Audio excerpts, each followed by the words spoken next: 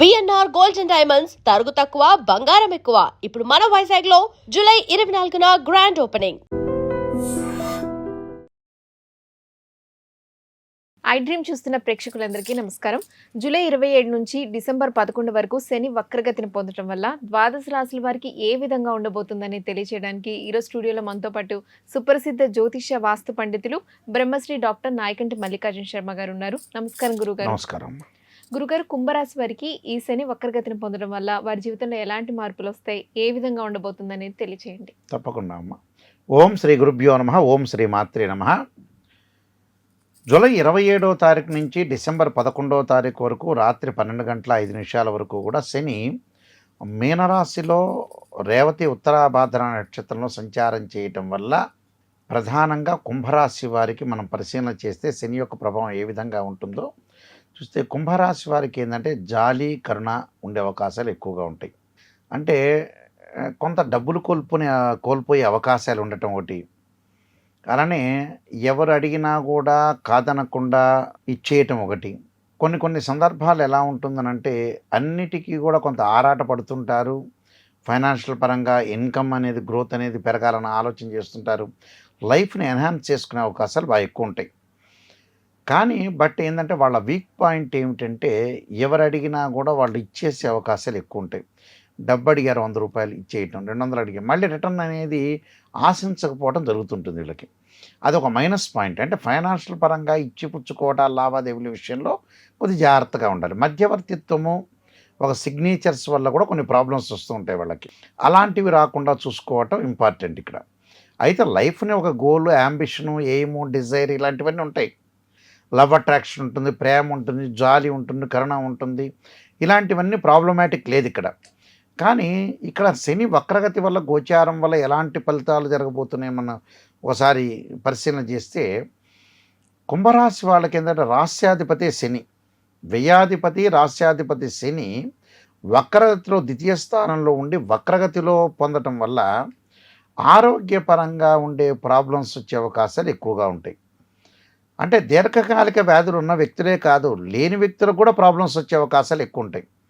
అలాంటి ప్రాబ్లమ్స్ రాకుండా చూసుకోవటం కూడా ఇంపార్టెంట్ ఇక్కడ. అంటే ఇలాంటి ప్రాబ్లమ్స్ ఎక్కువగా రావటం, అలానే ఫ్యామిలీ పరంగా కొన్ని ఇబ్బందులు కలిగే సూచనలు రావటం, అలానే ఆరోగ్యపరంగా మోకాళ్ళు, అలానే కీళ్ళు, పాదాల యొక్క నొప్పులు బాగా పెరగటం, అంటే ఆర్థోపెడిక్ సంబంధించిన బోన్స్ సంబంధించిన ప్రాబ్లమ్స్ వచ్చే అవకాశాలు ఎక్కువగా ఉంటాయి. అలాంటివి రాకుండా కొద్ది జాగ్రత్తగా ఉండాలి.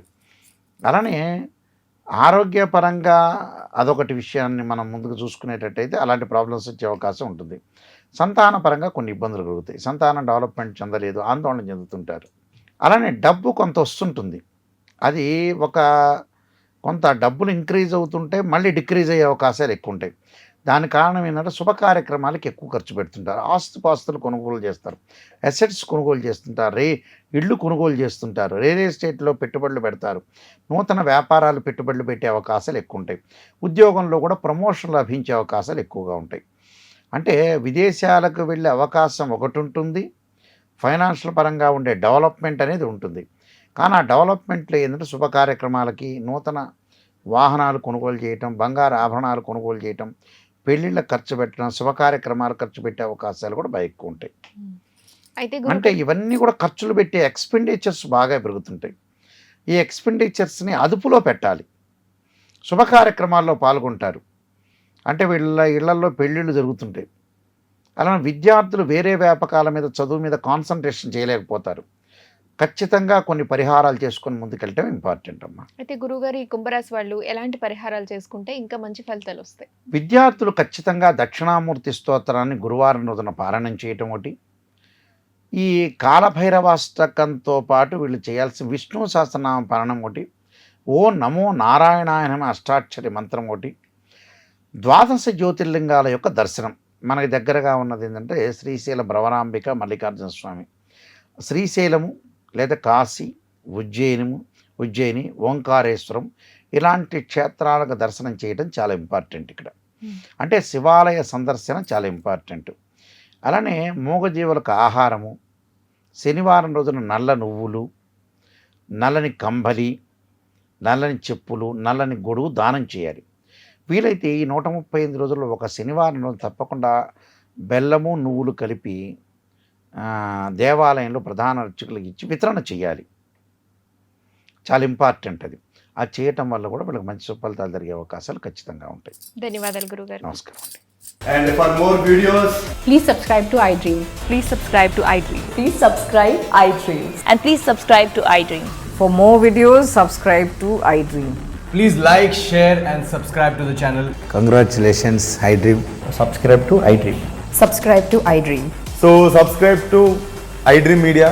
iDream ki iDream team andarki huge congratulations. Please subscribe iDream Media. Please subscribe to iDream.